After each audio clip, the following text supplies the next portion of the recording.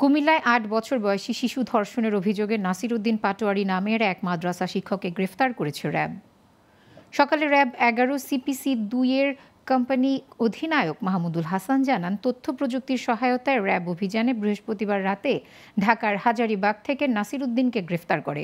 ৪ জুলাই ওই শিক্ষার্থী মাদ্রাসায় গেলে মাদ্রাসার পরিচালক নাসির উদ্দিন পাটোয়ারি তার বসতঘরে ঝাড়ু দেওয়ার কথা বলে শিশুটিকে নিয়ে ধর্ষণ করেন। এ সময় শিশুটি চিৎকার করতে চাইলে তাকে প্রাণে মেরে ফেলার হুমকি দেয় নাসির উদ্দিন।